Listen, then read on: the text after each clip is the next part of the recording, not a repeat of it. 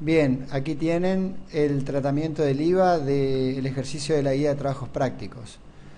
En el momento inicial, no tomen aquí en cuenta los años, porque aquí es una planilla que está armada hace tiempo ya, arranca en el año 2004. Ustedes obviamente deberían arrancar aquí con el primer año del horizonte de evaluación del proyecto. Pero bueno, arranca con una inversión de 100.000 que genera un crédito de IVA de 21.000 pesos. Y luego hay una serie de créditos fiscales con la compra de insumos y con los gastos fijos año a año, y también el débito fiscal que genera la venta del proyecto. De manera que, haciendo la diferencia entre el débito fiscal y el crédito fiscal, resulta lo que es el IVA del ejercicio. Pero dado que existe este crédito al inicio, no se va pagando IVA al Estado recién hasta el primero, segundo, tercer año del horizonte de evaluación. Bueno, aquí tienen entonces el resultado del punto 3 de la guía de trabajos prácticos. Continuemos ahora con lo que sigue para terminar esta clase, que es justamente elaborar el flujo de fondos con toda esta información que estuvimos aprendiendo a lo largo del curso. Entonces, como ustedes ya habrán visto, la proyección del flujo de fondos requiere información confiable acerca de una serie de cosas. Por ejemplo, las cantidades de productos a ser generados, los insumos que tenemos que utilizar, los precios de los productos, a cuánto vamos a vender y a cuánto vamos a comprar. La proyección en cuanto al régimen de impuestos, qué impuestos vamos a pagar, cuánto estimamos que vamos a pagar de impuestos. Condiciones financieras, es decir, si vamos a solicitar un crédito, en qué condiciones nos van a otorgar ese crédito. Es decir, en definitiva, exige consultar múltiples fuentes.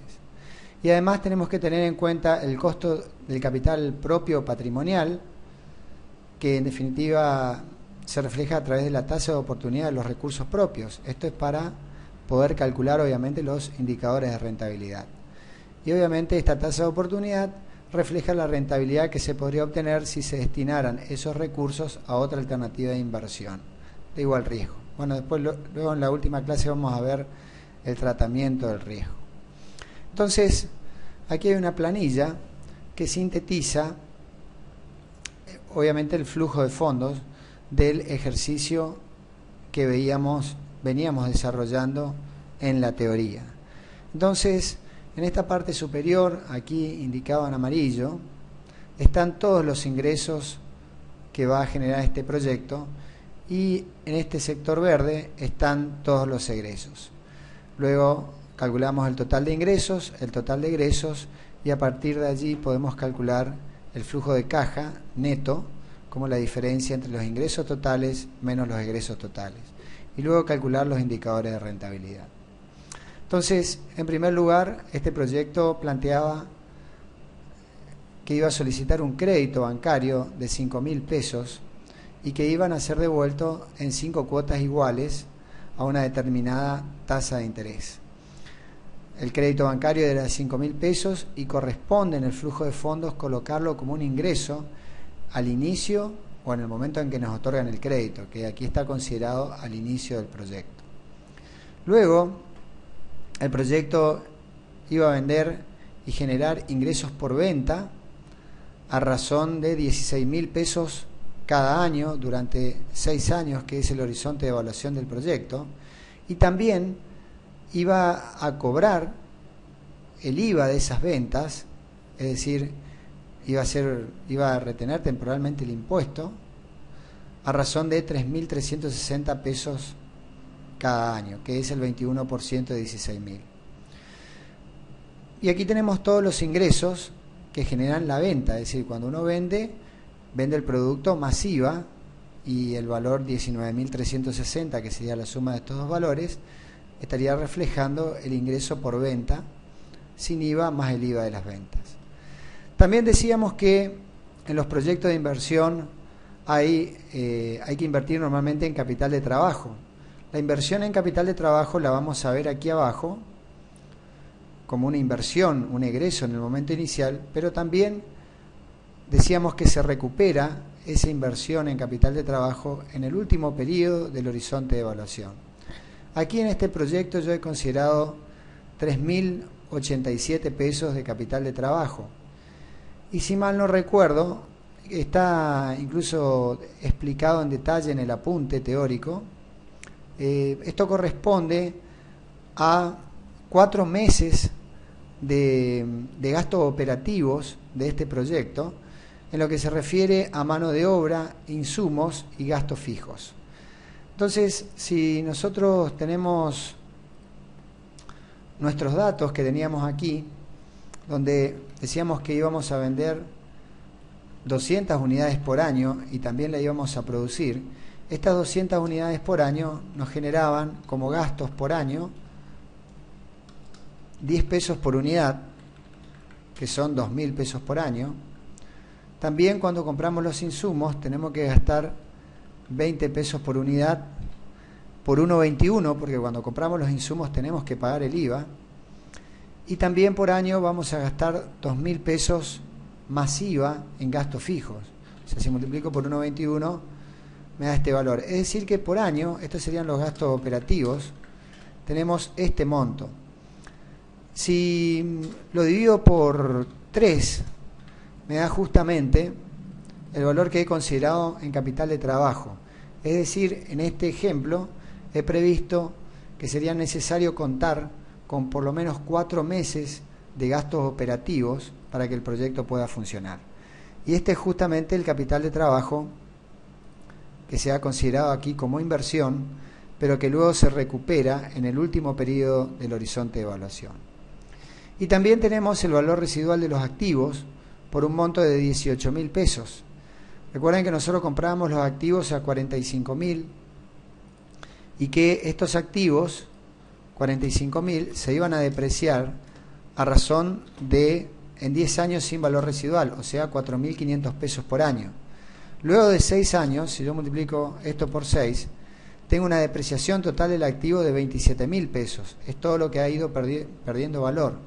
Es decir, que si yo a 45.000 le resto 27.000, me quedan los 18.000 de valor residual para este activo, que era un equipo que se compraba al inicio.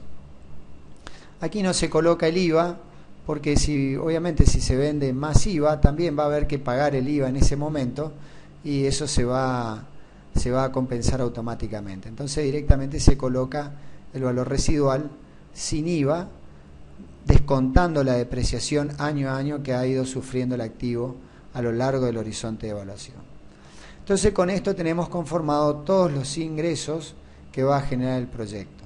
Si lo sumamos, vamos a tener esta fila donde está el total de ingresos. Veamos ahora los egresos. Con respecto al primer egreso que teníamos, con respecto a las inversiones, tenemos el primer egreso por un monto de 45.000. También decíamos que cuando comprábamos ese equipo por 45.000 teníamos que pagar el IVA al proveedor del equipo por un valor de 9.450. Ya vimos recién que era necesario invertir también en el momento inicial 3.087 pesos en capital de trabajo. Con respecto al terreno, bueno, podría haber sido necesario aquí invertir en un terreno, por ejemplo, o en una infraestructura. En este caso hemos supuesto que no es necesario, pero lo coloco aquí porque muchas veces en los proyectos de inversión uno se olvida de considerar el costo de oportunidad que tiene el terreno en un proyecto de inversión. Si una empresa está utilizando un terreno, si una empresa va a realizar un proyecto en un terreno que no le está dando ninguna utilidad, entonces el costo de oportunidad de ese terreno es cero. Ahora, si la empresa tiene que comprar un terreno o sacrificar el uso de un terreno que tal vez le estaba generando algún alquiler o alguna actividad productiva adicional, hay que colocar aquí el costo de oportunidad que significa para la empresa, o sea, cuánto cuesta el terreno para la empresa, sacrificar este terreno en este proyecto para la empresa. Con respecto a, luego siguen los gastos operativos. La mano de obra, hablábamos de 10 pesos por unidad, que multiplicada por las 200 unidades que se iban a producir, son 2.000 pesos por año. Los insumos eran 20 pesos por unidad masiva, o sea, sin IVA sería 4.000, que sería el producto de 20 por 200. Y el IVA de esos insumos, el 21% de este valor, sería 840. Los gastos fijos, habíamos dicho que eran 2.000 sin IVA, más un 21% de este valor que sería el IVA de los gastos fijos. Estos son valores que van saliendo de la caja y por eso están aquí. Luego, si nosotros recordamos la devolución del crédito, este crédito era de 5.000 pesos y había que devolver una cuota total de 1.319 pesos cada año durante 5 años, porque así se había pactado la devolución de este crédito. Entonces, esta cuota total es una salida de dinero que tiene que estar en el flujo de fondos, en el renglón o en la fila de devolución de crédito. Y obviamente va solamente hasta el año 5, ¿por qué? Porque en el año 6 ya se ha terminado de devolver este crédito. Con respecto al impuesto a las ganancias, uno de los impuestos que vamos a tener que pagar en este proyecto, si vamos al estado de resultados, esta línea en rosa, digamos, nos está indicando un estimado del impuesto a las ganancias que vamos a tener que pagar para cada año del horizonte de evaluación. Entonces, esta fila que está aquí es la que tenemos que colocar como una salida de dinero en el flujo de fondos. El pago de IVA al Estado, nosotros hemos pagado IVA, este no es el único IVA que pagamos al Estado, sino que cuando compramos el equipo hemos pagado esta cantidad, cuando compramos los insumos estamos pagando 840, cuando pagamos los gastos fijos estamos pagando 420, pero en el tratamiento del IVA también hicimos un análisis, luego de tener en cuenta todo el crédito y todo el débito fiscal que nos iba generando, de cuánto íbamos a tener que pagar de IVA al Estado. Y es justamente este renglón que tenemos aquí. Esto es una salida de dinero que también debemos considerar en el flujo de fondos. O sea, 1050 y 2010 en los últimos 2100 en el año 5 y en el año 6 respectivamente. Y también pueden existir otros impuestos en proyectos de inversión. En nuestra zona, en nuestro país, es muy común también el impuesto a los ingresos brutos, que muchas veces es directamente un porcentual del ingreso por venta sin IVA.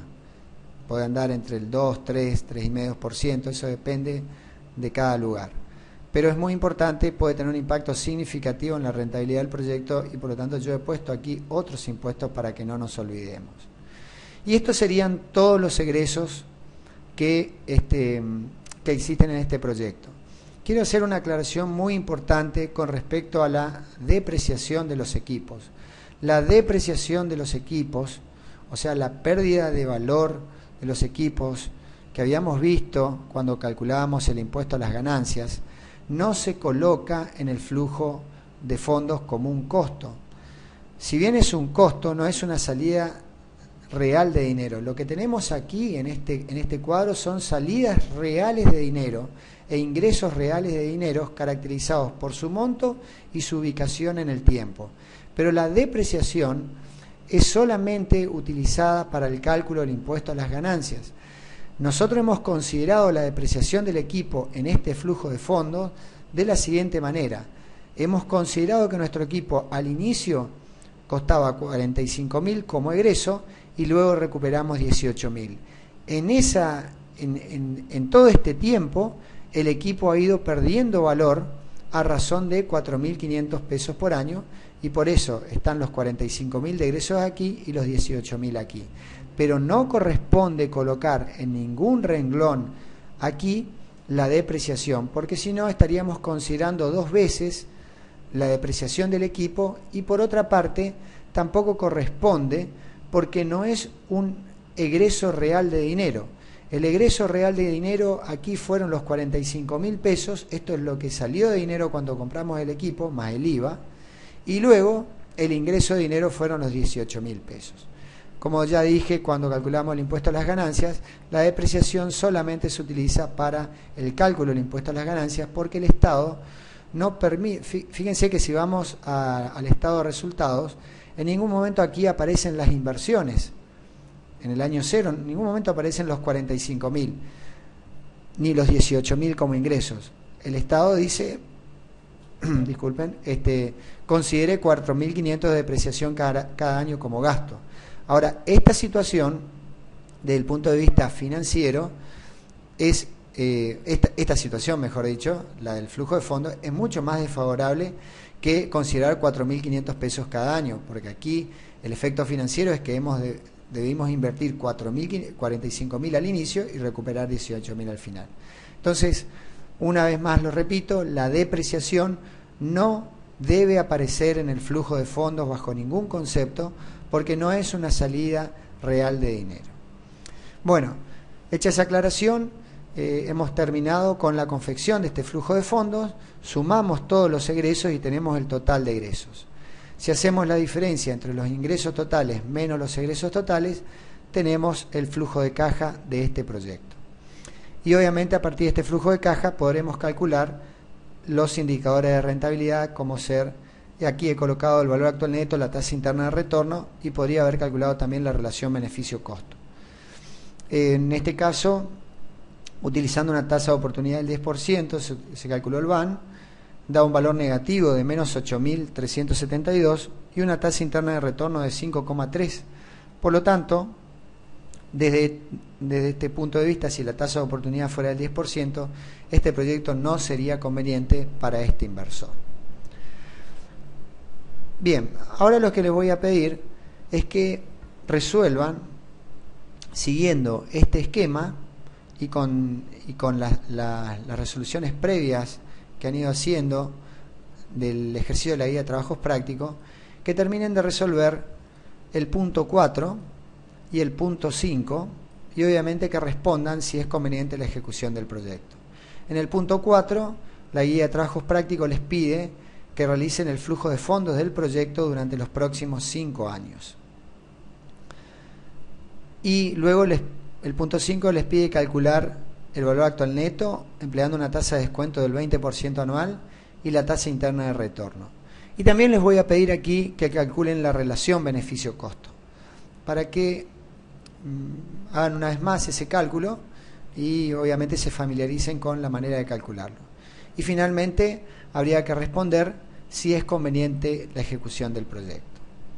Entonces yo les diría que en este momento ustedes hagan una pausa con el video para no generar un nuevo video. Inmediatamente luego de esto yo voy a presentar justamente el flujo de fondos de este ejercicio y el cálculo de los indicadores de rentabilidad, y obviamente también responder si es conveniente o no la ejecución de este proyecto desde mi punto de vista y de la forma que lo he resuelto.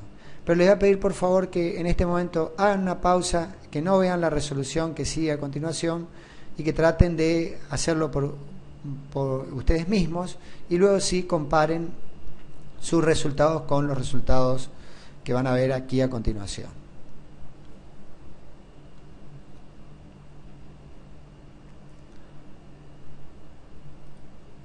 Bueno, aquí voy a mostrarles entonces el flujo de fondos de este proyecto. Entonces tenemos un ingreso, vamos a ver acá la lista de ingresos.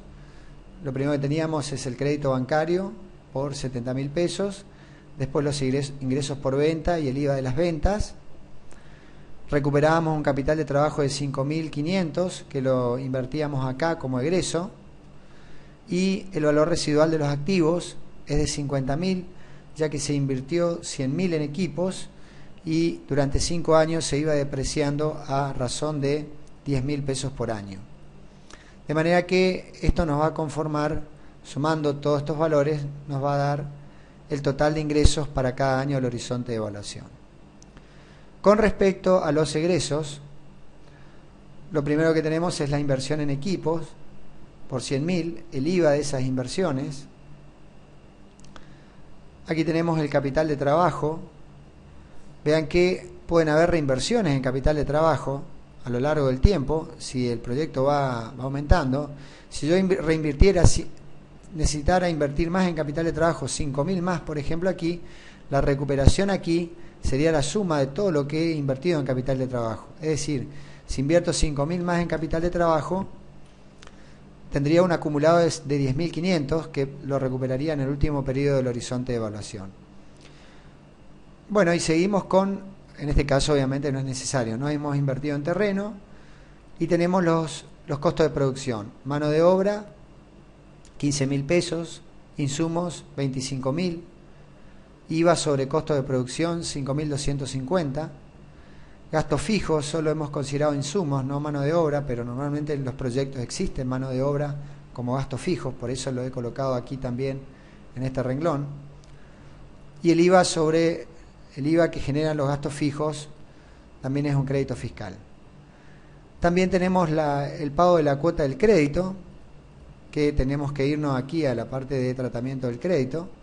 Eran los valores de cuota que íbamos pagando. El pago del impuesto a las ganancias, para eso tenemos que ir al estado de resultados, que eran, aquí está el estado de resultados, eran estos valores de impuesto a las ganancias. Y el pago del IVA al Estado, que para eso tenemos que ir al tratamiento del IVA, que eran estos valores que estaban aquí. Finalmente, sumamos todos los egresos, tenemos el total de egresos y podemos calcular el flujo de caja acumulado, flujo de caja neto, disculpen, que es la diferencia entre los ingresos totales y los egresos totales. Sobre este flujo de caja neto se calculan los indicadores de rentabilidad, que para el caso de este flujo de caja nos dio una tasa interna de retorno del 15%. El ejercicio pide utilizar una tasa de descuento del 20%. Con un 20% el valor actual neto da un valor negativo, vean aquí que está indicado entre signos de paréntesis, indicando justamente que es negativo, de menos 7.636 y una relación beneficio-costo de 0,98. Entonces, estos indicadores me están diciendo, en primer lugar, la tasa interna de retorno menor a la tasa de descuento de oportunidad.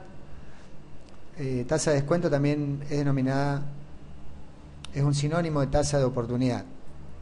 El valor actual neto también me da negativo y la relación beneficio-costo menor a 1, así que la respuesta a este ejercicio, al punto 6 de este ejercicio de si es o no conveniente el proyecto, es justamente que el proyecto no es conveniente.